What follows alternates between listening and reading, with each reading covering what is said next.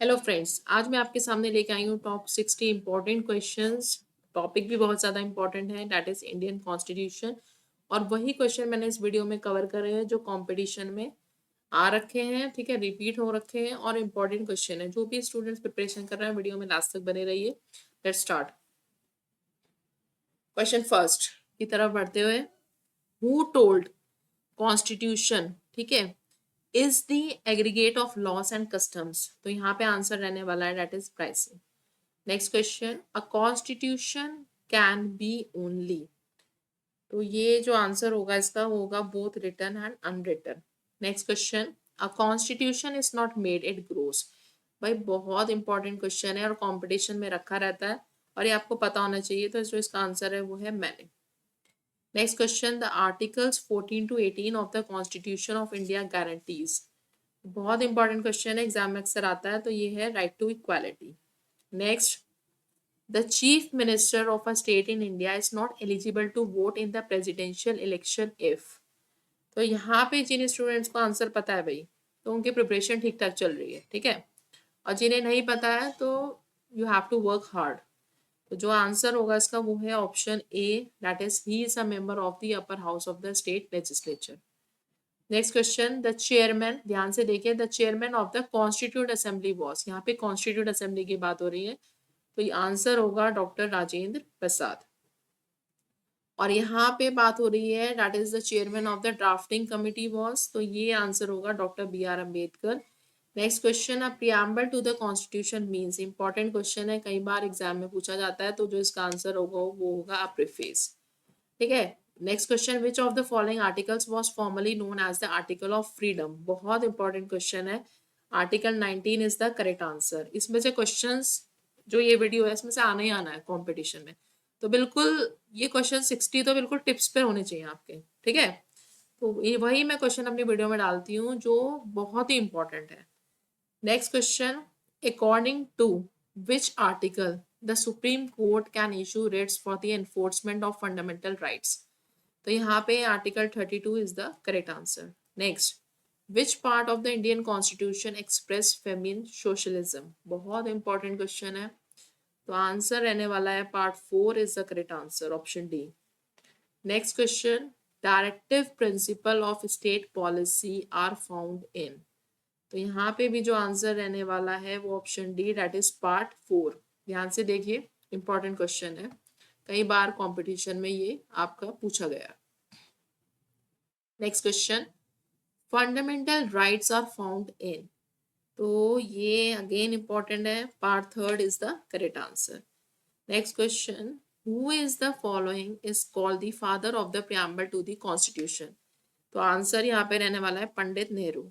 Next, which is not now a fundamental right. तो ये easy question है, पता रहता है। तो राइट टू प्रॉपर्टी, पर ये अक्सर रिपीट होता है। Next, the fundamental duties have been incorporated by the Amendment Act of. Option B is the correct answer, that is 42 Amendment Act. Next question, the directive principle aims at. So aims at, that is welfare state is the correct answer. Next question, the term democratic use in the preamble denotes. तो denotes करते हैं all of these, तीनों चीजें include हो जाएंगी, political, social and economic democracy. Next question, right to six freedom is found in. बहुत important question है भाई, पता होना चाहिए। तो इसका जो आंसर है वो है option A, article 19। Next question, who told that the right to constitutional remedies is the soul and heart of the constitution. तो यहाँ पे जो आंसर रहने वाला है वो है B R Ambedkar. Next question, who is the guardian of the constitution. Answer is supreme court. Next question, in which year the term socialist added to the preamble of the constitution। Year पता होना चाहिए, पूछा जाता है exam में अक्सर। तो article sorry year is 1976। Next question, which constitutional amendment act incorporated the term socialist। बहुत इंपॉर्टेंट क्वेश्चन है, answer is option A, that is 42 amendment। Next question, which of the following articles guarantee the right to religious freedom. यहाँ पे जो answer है article 25 to 28 is the correct answer. Next question, India is a republic country because. तो answer रहने वाला है that is head of the country is an elected one. Next, the ideals of liberty, equality and fraternity have been taken from. तो यहाँ पे answer होने वाला है इसका that is French revolution. Next question, the ideal of justice, social and economical, political has been taken from. यहाँ पे था liberty and equality and fraternity. यहाँ पे है justice, social, economic and political. तो यहाँ पे जो आंसर रहने वाला है वो है रशियन रेवोल्यूशन. इसका आप जरूर ध्यान रखिए. ठीक है, ऐसे कंफ्यूजन हो जाती है तो आपको अच्छे से प्रिपरेशन करनी है. एक बार और फिर से बैक जाके क्वेश्चन को जरूर देखें. Next, the idea of directive principle of state policy was borrowed from. Answer is that is Ireland. Next question, which article of the Indian constitution empowers the high courts to issue writs. यहाँ पे answer होगा article 226. Next question, how many writs can be issued by the supreme court and high courts. तो यहाँ पे answer है that is 5. Next, the word secular and socialist were added to the Indian constitution by amending the. तो यहाँ पे answer है that is preamble. Next question, how many fundamental rights can be found in the constitution. Answer is 6. Next question, untouchability is abolished in. बहुत important question है, ठीक है, अक्सर exam में पूछा जाता है. तो इसका जो आंसर है वो article 17. Next, which part of the Indian constitution is described as मांगना कार्टा. बताइए क्या होगा. तो जो इसका आंसर है वो है that is part 3. Next question, what is Magna Carta. बहुत इंपॉर्टेंट क्वेश्चन है. तो यहाँ पे आंसर होने वाला है that is charter of rights. Next, which one of the following is the first written document relating to the fundamental rights of citizen. भाई यहाँ पे ये क्वेश्चन इंपॉर्टेंट है बहुत ज्यादा. तो जो इसका आंसर है वो है मांगना carta. Next, in Indian constitution the fundamental duties are found in. Again very important question. ठीक है, तो part that is 4A is the correct answer. Next question,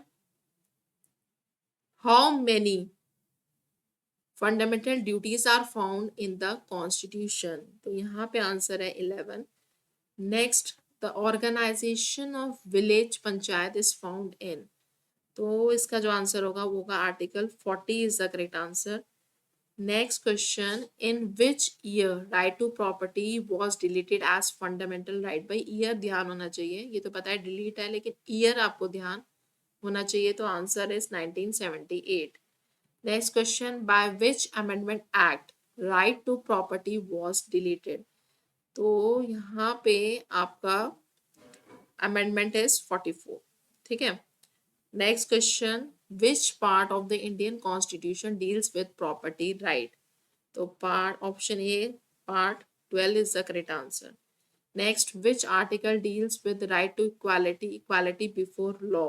क्या होगा भाई इसका आंसर. तो जो इसका आंसर है वो है, आपको मैं हिंट दे देती हूँ, ए बी में से बताइए क्या होगा इसका आंसर. तो इसका आंसर है A, that is article 14. Next, which right is called bulwark of personal liberty. तो जो इसका आंसर होना चाहिए वो होना चाहिए दैट इज हेबियस कॉर्पस.